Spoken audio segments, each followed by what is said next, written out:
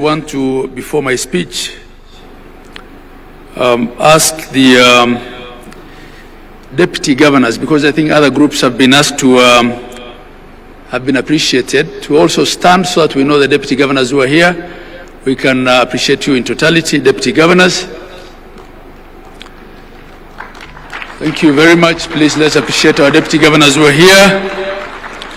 Your Excellency, when my sister was here, Gladys Wanga, host governor, I think because of the small element of stage fright that we all have and the fact that we're putting her under pressure to save on time, she forgot to introduce her deputy governor.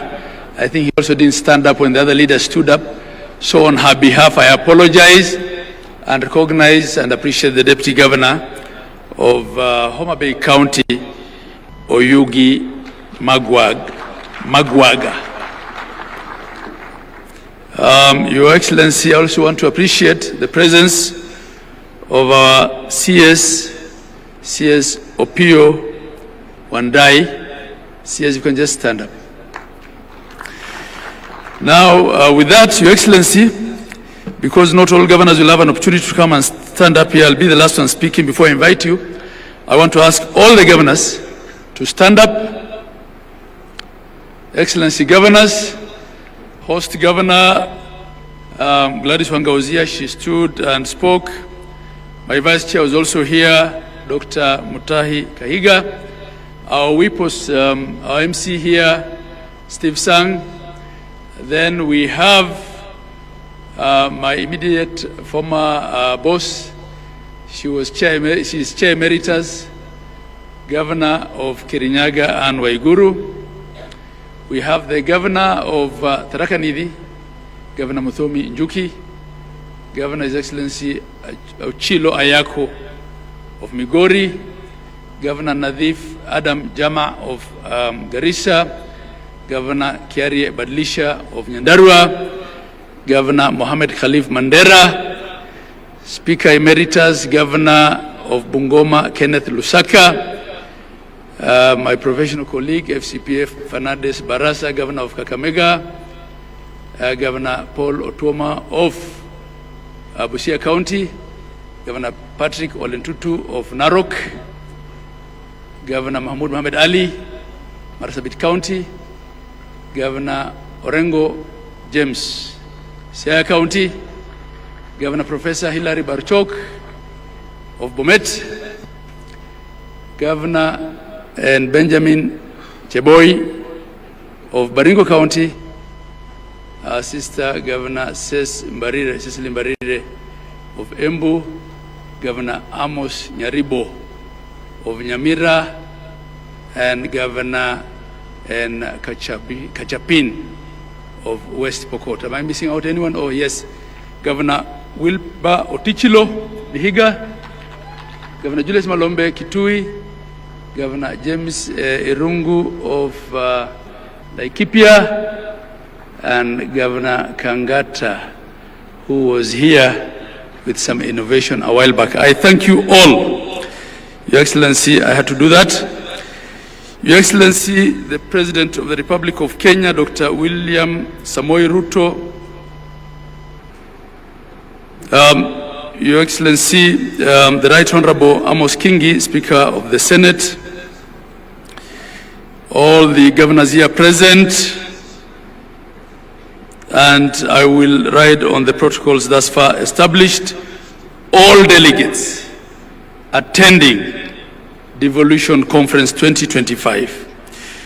On behalf of the Council of Governors, I take this opportunity to welcome His Excellency the President, the Honorable Dr. William Samoei Ruto, and all our distinguished guests and delegates to the 9th Devolution Conference and the 2nd Biennial Devolution Conference.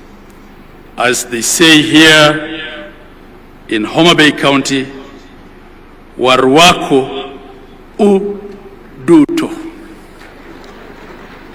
You're all welcome. This year, our discussions will focus on 3 key themes of equity, inclusion, and social justice. Your Excellency, in the recent past, our country has witnessed citizen protests triggered by, among others, the finance bill, youth and government issues and governance concerns. The continent and the world watched as our young people, popularly known as the Gen Zs, marched in major streets across the country, demanding for their voices to be heard. It's sad, of course, also that they were politically infiltrated. Indeed, the theme of the conference, for the people, for prosperity, for the people, for prosperity, devolution as a catalyst for equity, inclusion and social justice, is meant to spur deep conversations on how the devolved governments can position themselves as the implementers and champions of these three democratic tenets of inclusion, equity and social justice. This year, as we host the conference, it's a conference with a difference, the addition of side events that will be hosted by a myriad of partners, including government agencies, civil society organizations, the private sector and development partners, will bring as many voices as possible to the conversation. I invite all the delegates to carefully peruse the program and purpose to attend the side events, which will run each single day of the conference. I'd like to sincerely thank the team that led to the preparations of this year's conference, all the members of the esteemed steering committee, which traditionally, Your Excellency, is chaired by the Vice Chair of the Council. This year it was chaired by Dr. Mutahi Kahiga, my Vice. I'd also like to acknowledge the Planning Committee led by the CEO of Council. They go through sleepless nights to deliver a conference to 12,000 delegates. Asanteni sana. I'd also like to recognize the presence of our international delegates this year. We have guests joining us from different parts of the world.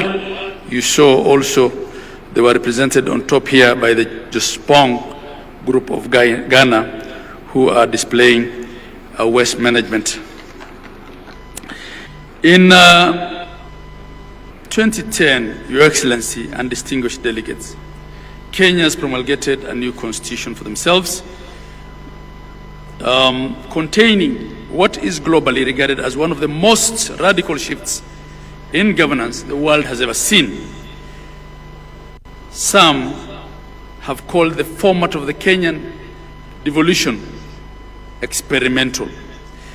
The new system created distinct and yet independent governance through the national government and 47 county governments, which are constitutionally mandated to deliver on key services through locally elected leadership and representatives.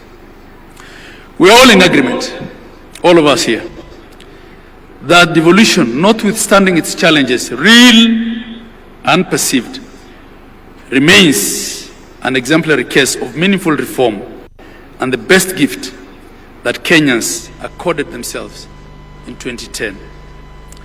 The main purpose of devolution was creating units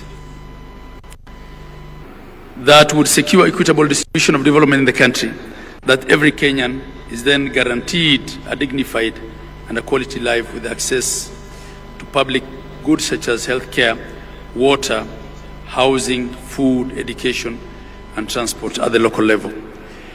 Creation of administrative units beyond the county governments in wards, villages, and planning committees is further meant to ensure that the communities are heard and that the citizens' needs are met no matter where they are in Kenya. Article 174 of our Constitution captures this very succinctly by laying out the objects and the purpose of devolution. And there are 9 of them, and they include, among others, to promote democratic and accountable exercise of power, to foster national unity and recognize diversity. I'll not read all of them, but you can refer to Article 174. And in fact, in that article, Your Excellency, it's only one, really, and the object that explicitly refers to economic development under F, which says social and economic development and the provision of proximate, easily accessible services throughout Kenya. So through devolution, we were dealing with development, but we were also dealing with equity and social justice that is uniform across Kenya. From the above, ladies and gentlemen, the architecture of the Constitution anticipated that devolution would not only be concerned with economic development, but it will also foster national unity, democratic and political inclusion, and facilitate the decentralization of power, responsibilities, and resources, all aimed at bringing decision and services closer to the people. The establishment of the devolved government was thus our ambitious way as a country